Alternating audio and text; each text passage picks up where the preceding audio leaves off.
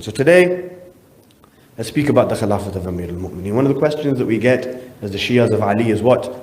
If Imam Ali was the rightful successor to the Prophet, as you believe, of course we do, it's fundamental belief, Imamat, one of our Asul, why did the Imam not fight? Right? Why did the Imam not turn towards the first Khalifa and say, this is my right? Why are you ascended the pulpit? When the second Khalifa came, why didn't the Imam? When the third, why didn't the Imam? So let's start by answering this question, right? Why did Imam Ali not fight? Right? One of the most common questions we get. I'm sure those of us that go to schools, colleges, universities, workplaces, and we have Muslim friends who are non-Shia, they always ask us this question. If you believe that Imam Ali was the rightful successor to the Prophet, why did the Imam not fight? Why did he not speak out? Right? How do you respond back to them? The best response that we have is from the Imam himself. Nahj al-Balagha, a book that has been compiled, that has all the letters, sermons and sayings of Amir al-Mu'mineen. Our ulama say, after the Quran, the most authentic book that we have is Nahj al-Balagha. After the Quran. The Quran, the word of Allah. Can't touch that. ذَلِكَ الْكِتَابُ لَا رَيْبَ فِيهِ. This is the book of which there is no doubt.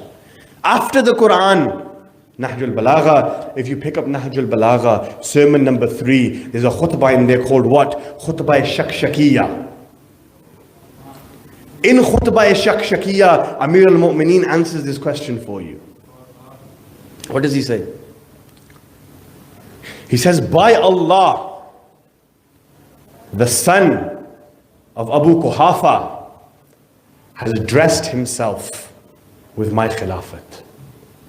And he knows that my position to the Khilafat is like that of the position of the axis to the mill. Birds cannot fly up to me. They cannot comprehend me. So people ask me, Ya Ali, what are you going to do? So the Imam says, I have two choices. If I speak out, they will say Ali was greedy for power.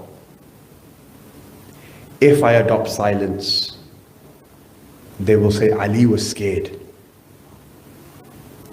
So out of the two options that I have, I felt that adopting silence was the more academic and better approach. Therefore, I watched the plundering of my inheritance. Even though there was a pricking in the eye and a suffocation in my throat. But I adopted silence until I watched the Khilafat go.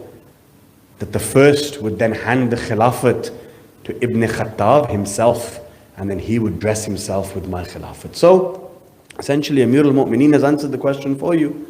I had two choices. I can either fight or I can stay quiet. If I fight, I'll say I was greedy. If I stay quiet, they say that I was scared. But out of the two options I felt, I don't want the Muslims to fight. I don't want the Muslims to divide. The Prophet is gone.